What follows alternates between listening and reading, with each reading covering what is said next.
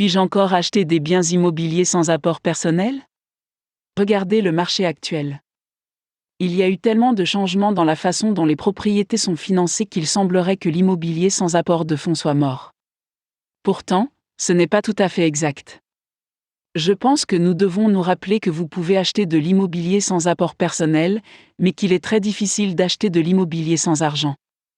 Il y a toujours d'autres coûts tels que l'évaluation, l'assurance titre, l'assurance propriété et quelques autres. Vous pouvez toujours acheter un bien immobilier sans mise de fonds. Mais vous devez apprendre à le faire dans le marché actuel.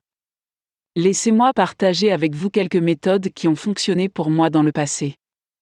1. J'ai acheté un appartement de 2 pièces sans apport personnel.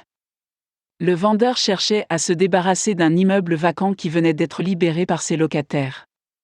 Je l'ai approché et lui ai dit que j'achèterais son bien si je pouvais le faire sans apport personnel.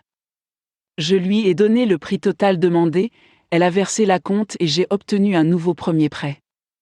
J'ai dû payer mes propres frais de clôture, mais j'ai économisé l'acompte. Principe que j'ai appris, demandez l'aide du vendeur. 2. J'ai acheté un appartement de 6 pièces et obtenu un financement d'une banque de quartier.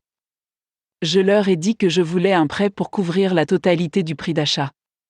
Le vendeur a accepté un prix qui correspondait à environ 90% de la valeur estimée de l'immeuble afin que je puisse conclure avec un capital automatique. La banque a accepté de me financer à 100% si je mettais en gage les fonds propres que j'avais dans une autre propriété au lieu de verser un acompte. J'ai obtenu la propriété avec un financement à 100%, à la clôture, j'ai reçu 5 000 € en crédit.